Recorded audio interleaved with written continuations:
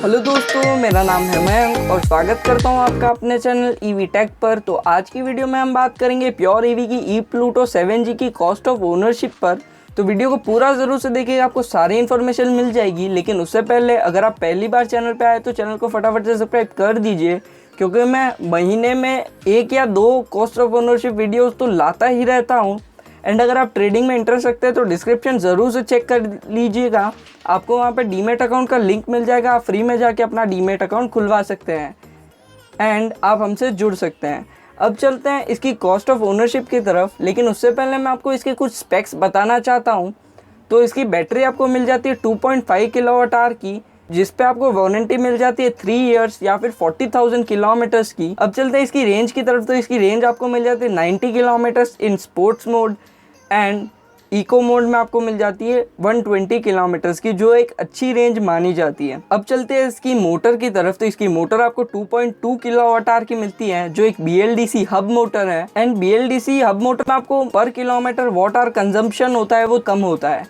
और इसके आपको टॉप स्पीड मिल जाती है 60 किलोमीटर पर आवर की, जो आपको स्पोर्ट्स मोड में मिलती है।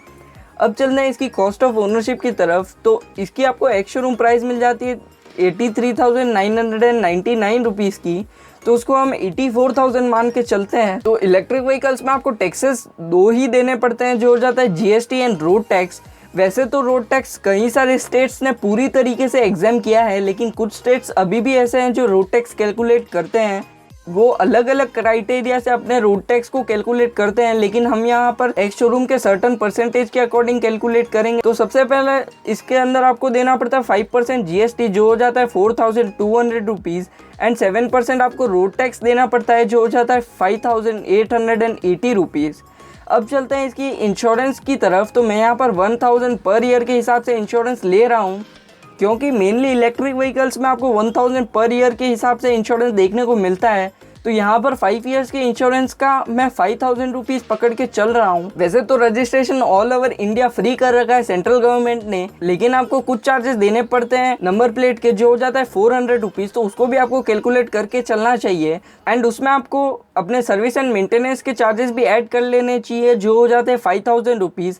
मैं 5,000 रुपीज़ 5 इयर्स के सर्विस एंड मेंटेनेंस कॉस्ट लेके चल रहा हूँ। वैसे तो इतनी आपके नहीं होगी, क्योंकि इलेक्ट्रिक व्हीकल्स में कोई मूविंग पार्ट्स नहीं होता है, तो आपको बार बार सर्विस और मेंटेनेंस की ज़रूरत नहीं पड़नी चाहिए। लेकिन जो चीज़ें आपको ओवर टाइम बदलनी पड़ सकती है वो जाती है tyres, indicators, lights and bulbs. ऐसी छोटी छोटी चीज़ें आपको बदलनी पड़ सकती है, तो उसका मैं 5,000 रुपीज़ मान के चल रहा हूँ। तो अब मैं इन सब को ऐड कर लेता हूँ, तो आपको इसकी एक्स शोरूम प्राइस मिल जाती है 84,000 की। उसमें आप अपने टैक्सेस कैलकुलेट कर लीजिए, तो फिर आपको टोटल आ जाता है 94,080 रुपीज़। उसमें आप अपने इंश्योरेंस के चार्जेस ऐड कर लीजिए, तो वो हो जाता है 99,080 रुपीज़। एंड उसमें आप अपने नंबर प्लेट के चार्जेस भी ऐड कर लीजिए, तो वो हो जाता है 99,480 रुपीज़। अपने सर्विस एंड मेंटेनेंस के चार्जेस भी ऐड कर लेंगे, तो फिर आपको टोटल आ जाएगा 1,04,480 रुपीज़। अब चलते हैं कॉस्ट ऑफ ओनरशिप के एक मेन पॉइंट की तरफ, जो हो जाता है फ्यूल कॉस्ट। तो इसकी बैटरी आपको मिल जाती है 2.5 किलोवाट आवर की, लेकिन उसको हम 2.75 किलोवाट आवर के अकॉर्डिंग चार्ज करेंगे, क्योंकि जब आप अपने बैटरी को चार्ज करते हैं तो 10% इलेक्ट्रिसिटी लॉस भी होती है, तो उसको भी आपको कैलकुलेट करके चलना चाहिए। तो मैं यहाँ पर 2.75 किलोवाट आवर के अकॉर्डिंग कैलकुलेट करूँगा, उसको हम 7 रुपीज़ पर यूनिट के अकॉर्डिंग लेंगे। तो फिर आपको एक बार चार्ज करने की इसकी टोटल कॉस्ट निकल के आएगी 19.25 रुपीज़। 19.25 रुपीज़ में आपका इलेक्ट्रिक स्कूटर एक बार फुल चार्ज होगा। एंड इसकी रेंज को देखते हुए, जो 120 किलोमीटर्स है, उसको देखते हुए मुझे लगता है कि आपको इसको 3 बार तो वीक में चार्ज करना ही पड़ेगा। तो उसके अकॉर्डिंग आपको 3 बार वीक में चार्ज करने की कॉस्ट निकल के आ जाती है 57.75 रुपीज़। तो फिर आपको 5 इयर्स में 261 वीक्स मिलते हैं, तो उसके अकॉर्डिंग आपको 5 इयर्स की टोटल फ्यूल कॉस्ट निकल के आती है 15,073 रुपीज़। वैसे तो 72.75 रुपीज़ आती है, लेकिन हम 15.73 रुपीज़ लेके चलेंगे, तो इसको भी आपको ऐड कर लेना चाहिए 1,04,480 रुपीज़ में। तो फिर आपको टोटल 5 इयर्स की कॉस्ट निकल के आ जाती है अपने इलेक्ट्रिक स्कूटर पर, वो हो जाती है 1,19,553 रुपीज़। जो कॉस्ट जब आप अपने इलेक्ट्रिक स्कूटर को लेते हैं, उसके बाद अपने इलेक्ट्रिक स्कूटर पर 5 साल तक जितना खर्चा करते हैं, वो कॉस्ट आपको आ जाती है 1,19,553 रुपीज़ की।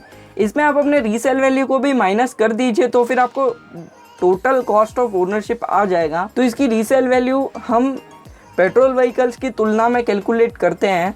तो अगर आप अपने पेट्रोल व्हीकल को 5 साल तक यूज़ करते हैं तो फिर उसके बाद उसकी हाफ रीसेल वैल्यू रहती है। तो फिर यहाँ पर भी 84,000 का 50% हो जाता है 42,000। तो फिर आप इस 42,000 को 1,19,553 रुपीज़ में से माइनस कर दीजिए तो फिर आपको टोटल कॉस्ट ऑफ ओनरशिप आ जाएगा 5 ईयर्स का, वो हो जाता है 77,553 रुपीज़। तो ये आपको टोटल कॉस्ट ऑफ ओनरशिप निकल के आ जाती है ई प्लूटो 7G की। अगला आपको कॉस्ट ऑफ ओनरशिप कौन से इलेक्ट्रिक टू व्हीलर पर चाहिए मेरे को कमेंट्स में ज़रूर से बताना। अगर आप ट्रेडिंग में इंटरेस्टेड हो तो do check the description below. अगर आप चैनल पर पहली बार आए हैं तो फटाफट से चैनल को सब्सक्राइब कर लीजिए। चैनल को सब्सक्राइब करना बिल्कुल भी मत भूलिएगा क्योंकि मैं हर मंथ एक या फिर 2 कॉस्ट ऑफ ओनरशिप वीडियो लाता ही रहता हूँ।